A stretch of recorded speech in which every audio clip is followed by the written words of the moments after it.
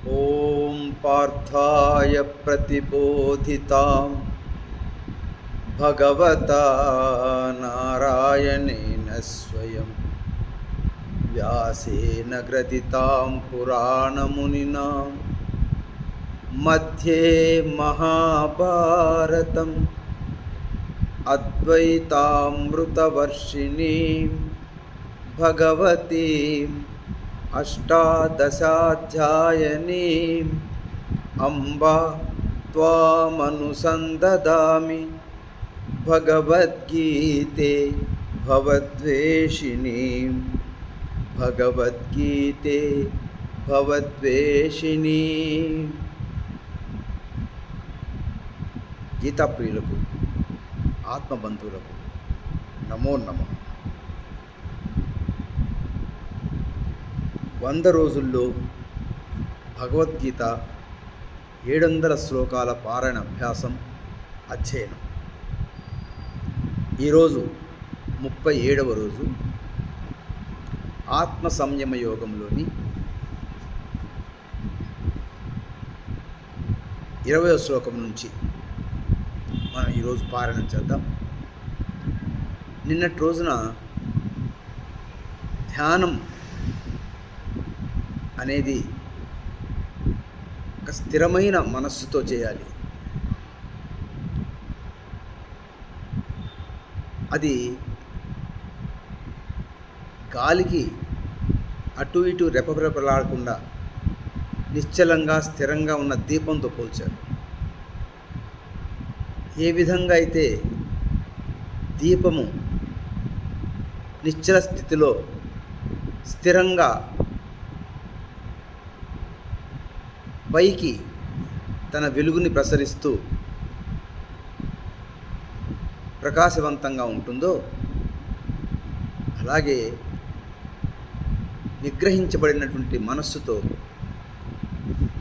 ధ్యానం చేసినప్పుడు ఆ ఉన్నతమైన మనస్సుని, మానసిక స్థితిని పొందుతాడని మనం 19వ శ్లోకంలో యథా దీపో నివాతస్థో నేంగతే సోపమా స్మృత యోగినో యత చిత్తస్య యుంజతో యోగమాత్మనః అని తెలుసుకున్నాం. మరి ఈరోజు అటువంటి ఆత్మానుభూతి, ఆత్మ సాక్షాత్కారం పొందినటువంటి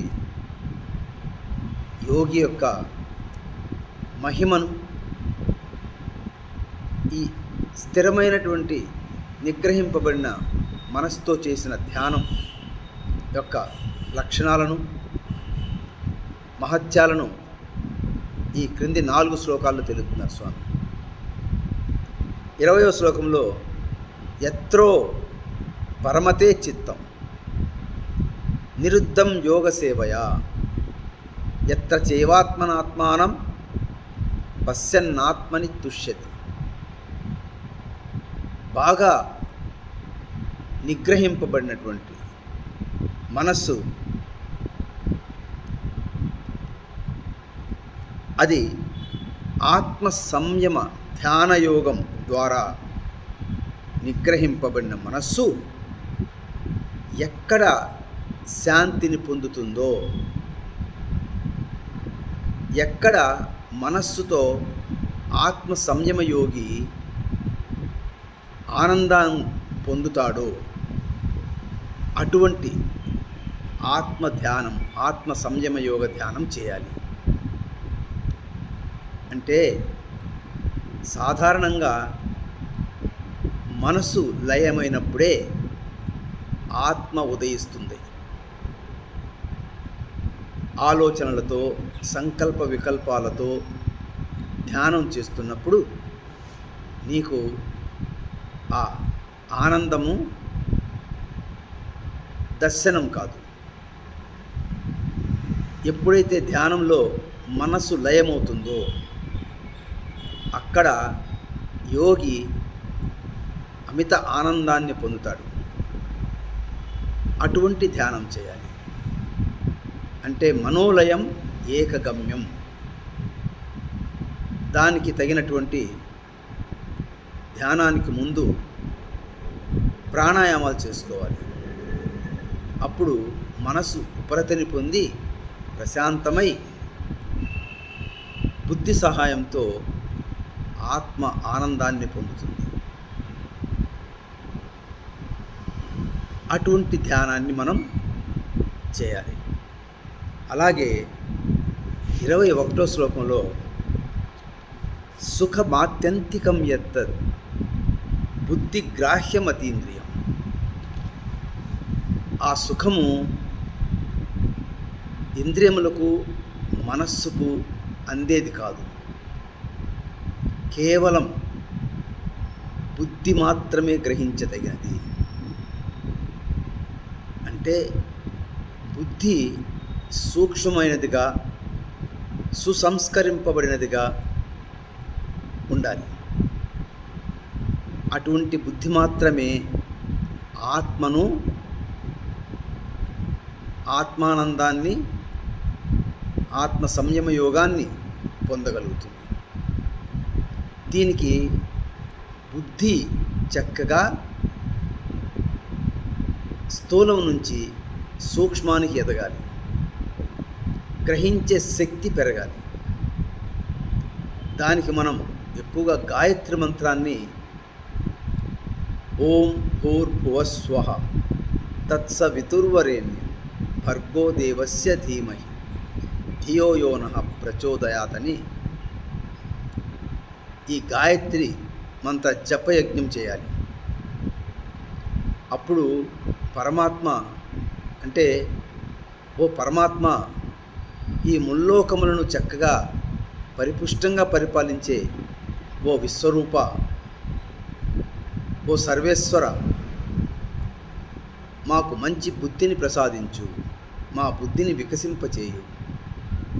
ఓ గాడ్, ఎన్లైటన్ అవర్ ఇంటలెక్ట్ అంటూ పదే పదే పరమాత్మతో జపం చేస్తున్నప్పుడు ఆ పరమాత్మ బుద్ధి యోగాన్ని ప్రసాదిస్తారు. అంటే మన బుద్ధి జ్ఞానాన్ని ప్రసాదిస్తారు. ఈ మాట భగవద్గీతలో 10వ అధ్యాయం చెప్పడం జరిగింది. తేషాం నిత్యాభియుక్తానాం భజతాం ప్రీతిపూర్వకం దదామి బుద్ధియోగం తం తేన మాముపయాంతి. ఎవరైతే నిత్యము నన్ను స్మరణ, ధ్యాన, భజనలతో నన్ను సేవిస్తారో వారికి మాత్రమే నేను చక్కటి బుద్ధిని ప్రసాదిస్తాను, ఆ బుద్ధితో వారు నన్నే పొందుతారు అని. కాబట్టి ఇక్కడ గాయత్రి మంత్రాన్ని చక్కగా ఉపాసన చేసిన వారికి అటువంటి సూక్ష్మ బుద్ధి లభించి ఆ బుద్ధితో మాత్రమే పొందదగినటువంటి ఆ స్థిరమైన, నిశ్చలమైన ఆత్మతో అనుసంధానమవుతుంది. అందుకనే వేత్తి ఎత్రన చైవాయం స్థితశ్చలసి తత్వతః. ఆ పరమాత్మ తత్వంతో అనుసంధానమవుతుంది అటువంటి బుద్ధి.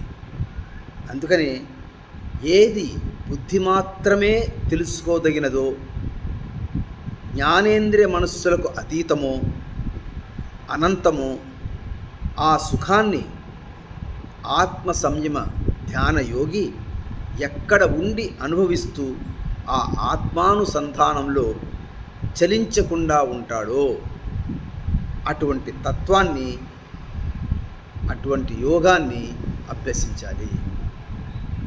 అంటే మన బుద్ధిని మనం స్థూలం నుంచి సూక్ష్మానికి ఎదిగేటట్లు అభ్యాసం చేయాలి. దానికి గాయత్రి మంత్రం చక్కటి సాధన, గాయత్రి జపయజ్ఞం. అలాగే తర్వాత శ్లోకంలో యం లబ్ధం చాపరే లాభం మన్యతే నాధికం తతః.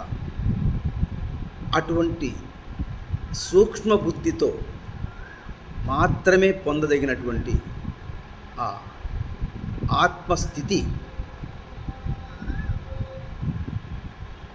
దాని ద్వారా పొందే లాభం, సుఖం, ఆనందం ఈ ప్రపంచంలో ఏ ఇతర అన్య వస్తువులతో లభించేది కాదు. అంటే ఆత్మ అనేది ఎంతో ఉత్కృష్టమైనటువంటి ఆనందాన్ని ఇస్తుంది అని తెలుసుకున్న యోగి ఎంత బలవద్దుఃఖములైనా సంక్రమించినా ఏమాత్రము చలించడు.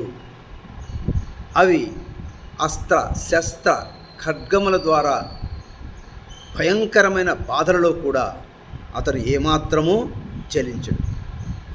అందుకని ఆత్మ సాక్షాత్కారమే మానవ జన్మకు సర్వోత్కృష్టమైన లాభము. ఆత్మే అన్నింటా శ్రేయస్కరము అని తెలుసుకోవాలి. ఇంకా తం విద్యా దుఃఖ సంయోగ వియోగం యోగ సంహితం స నిశ్చయేన యోక్తవ్యో యోగో నిర్విణ్ణ చేతస. ఆ పరమాత్ముడు చెప్తున్నాడు, మళ్ళా మనకు దుఃఖం కలిగింది అంటే అది అజ్ఞానం వల్లనే. జ్ఞానవంతుడు దుఃఖించడు. కాబట్టి అజ్ఞానం వల్ల కలిగిన సుఖ దుఃఖాలతో ఏమాత్రము లేశమైన సంబంధం లేక అటువంటి ఆత్మస్థితిని ఈ ధ్యానయోగం ద్వారా చక్కగా పొందాలి.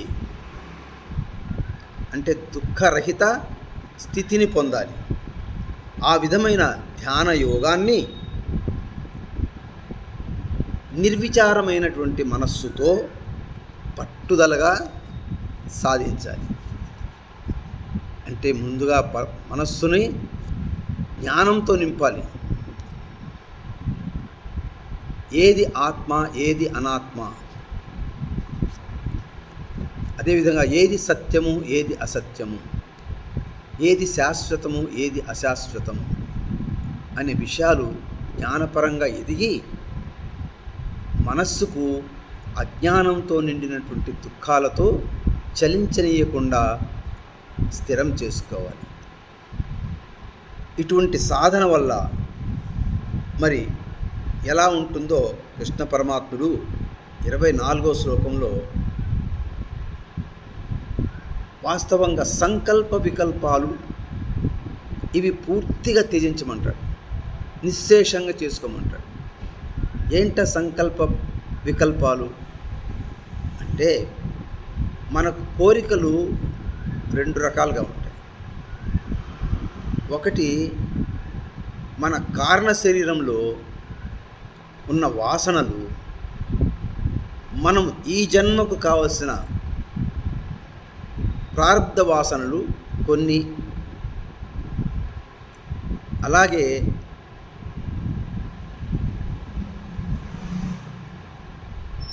ఈ ప్రారబ్ధ వాసనలతో కొన్ని కోరికలు అసంకల్పితంగానే సిద్ధిస్తూ ఉంటాయి. వాటికి ఎక్కువ ప్రయాస అవసరం లేదు. మరలా రెండవది, ఈ జన్మలో మనకు తెలిసి నేను, నాది, నాకు అనే భావంతో కొన్ని వాసనలు, కొన్ని సంకల్ప వికల్పాలు, కోరికలు కలిగి ఉంటాం. ఎందుకంటే ప్రపంచాన్ని చూస్తుంటాం కదా. ఈ శబ్ద స్పర్శ రూప రసగంధాలు ప్రపంచం నుంచి విషయాలు సేకరిస్తూ ఉంటాయి, ఆకర్షణలకు లోనవుతుంటాయి. ఆ ఆకర్షణలకు మనస్సులో అవి చేరి సంకల్ప వికల్పాలుగా మారుతాయి. ఇవే మనిషిని చాలా కోరికల వైపు నడిపిస్తాయి, ఆరాటాలు కలిగిస్తాయి, స్థిరంగా ఉండనివ్వు. ఇవే దుఃఖాలు కారకమవుతాయి. వీటి పట్ల సాధకుడు చాలా జాగ్రత్తగా ఉండాలి. ఇవి ఒకదాని తర్వాత ఒకటి చెలరేగుతూ ఉంటాయి. దీన్నే కోరికలే గుర్రాలైతే అంటుంటారు. వీటిని పూర్తిగా నిశ్శేషం చేసుకోవాలి అని పరమాత్ముడు దీంట్లో మనసై వేంద్రియ గ్రామం వినియమ్య సతం సమంతతః,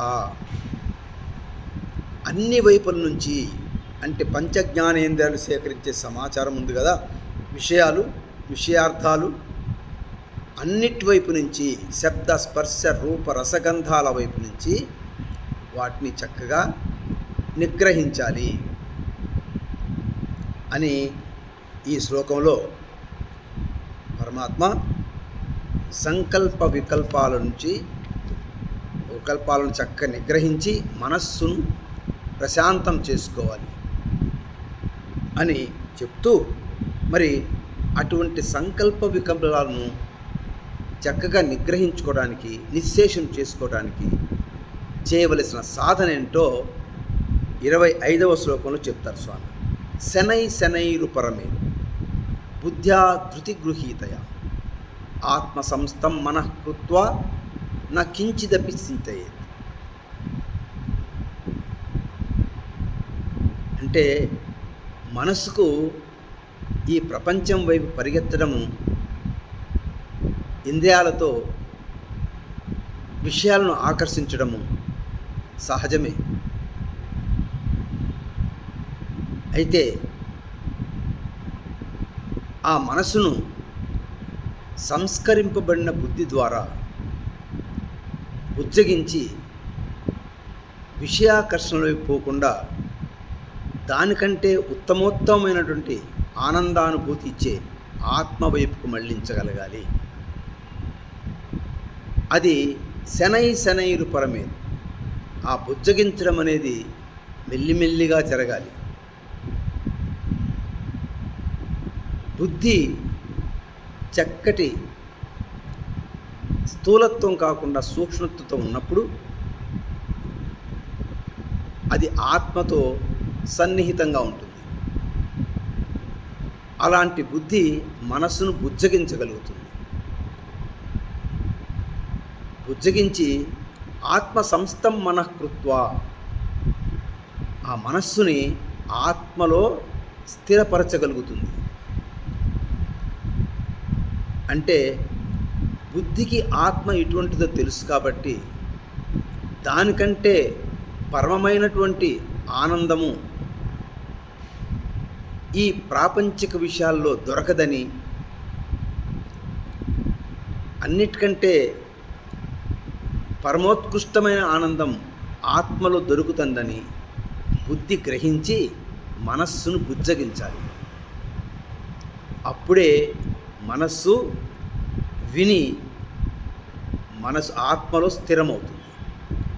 ఒక్కసారి మనస్సు ఆత్మలో స్థిరమైన తర్వాత ఇక నా కించిదపి చింతయేది, ఇక ఈ ప్రాపంచిక విషయాల గురించి, ఆకర్షణల గురించి ఎటువంటి చింతన చేయనక్కర్లా, చేయదు కూడా. దాన్ని ఇంకో విధంగా పరమాత్మ ఇంకో సాధన కూడా చెప్తున్నారు. యతో నిశ్చరతి మనశ్చంచలమస్థిరం. ఈ మనస్సు అనేది చంచలమైనది, అస్థిరమైనది. ఇప్పుడు ఇక్కడ ఉంటే ఇంకొద్దిసేపట్లో ఎక్కడికో వెళ్ళిపోతుంది. చెన్నై వెళ్ళిపోతుంది, విదేశాలకు వెళుతుంది. నీకు ఎంత దూరం కావాలంటే అంత దూరం పోతుంది. ఇది అత్యంత వేగమైంది. వేగం ఎక్కువే కొద్దీ మనస్సుకు బలం ఎక్కువ అవుతుంది. ఆ బలవంతమైన మనస్సును అది ఎక్కడెక్కడికి వెళ్తుందో అక్కడికక్కడ మన బుద్ధి కూడా వెళ్ళి దాన్ని బుజ్జగించి తతో నియమ్యేతత్, అక్కడి నుంచి దాన్ని బుజ్జగించి బతిమిలాడి సాధకుడు మనస్సుని ఆత్మవైపు మళ్లించాలి. ఇది ఒక సాధన. అంటే ఇక అలా బుజ్జగించి మనస్సు ఎక్కడెక్కడ వెళ్తుందో అక్కడి నుంచి బుజ్జగించి తీసుకొచ్చి ఆత్మకు వశం చేయాలి. ఇది సాధకుని యొక్క అభ్యాసం. ధ్యానంలో ఇవన్నీ జరుగుతూ ఉంటాయి. బాహ్య ప్రపంచంలో కూడా ఈ ఇంద్రియాల మనస్సు యజ్ఞంగా ప్రపంచం విషయాలకు పోనీయకుండా నిరోధించి నిగ్రహించి వాటిని భక్తి భావనతో ఆత్మ వైపుకు మళ్ళించగలగాలి. సో ఈ విధంగా ఆత్మ సంయమన యోగ ధ్యానం సాధకుడు ఆచరించవలసిన విధానం మొత్తానికి మనస్సును బాగా నిగ్రహించగలగాలి. సుసంస్కరింపబడిన మనస్సు అంటారు. బాగా సంస్కరింపబడిన అంటే నువ్వు బాగా దీనికి ఋషులు ప్రాణాయామాన్ని చక్కగా సూచించారు. ప్రాణాయామంలో అందుకని పరమాత్మ ఒక దగ్గర ప్రాణాయామ పరాయణ అంటారు. మనం ఆత్మపరాయణ, భక్తిపరాయణ, భక్తివంతులు కావాలని ఆత్మవంతులు కావాలని కోరినట్లు అట్లాగే ప్రాణాయామ పరాయణ, ప్రాణాయామం కూడా ఎక్కువగా ఆచరించాలి. పూరక, కుంభక, రేచక, శూన్యకాలతో చేసినప్పుడు మనస్సు నెమ్మదించి ఉపశమనం పొంది శాంతించి అది బుద్ధి చెప్పిన మాట వింటూ బుద్ధికి వశమై ఆత్మకు దగ్గరై ఆత్మలో స్థిరమవుతుంది. అదే ఆత్మ సంయమ యోగ ధ్యానం.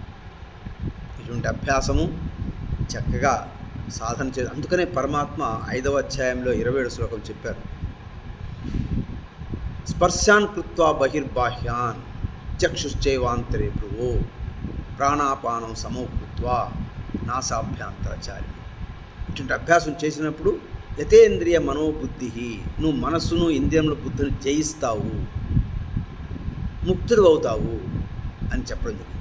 కాబట్టి ఆ పరమాత్మ యొక్క సూచనల మేరకు ధ్యానాన్ని ఆచరిస్తూ చక్కటి ఆత్మ సంయోగ ధ్యానాన్ని చేతపట్టి మనం ధ్యానంలో స్థిరమవ్వాలి, ఆ ఆత్మలో స్థిరమవ్వాలి, ఆ పరమాత్మ ప్రాప్తిని అందుకోవాలి. ఓం తత్సత్. సర్వే జనా సుఖినో భవంతు. సర్వే సన్మంగళాని.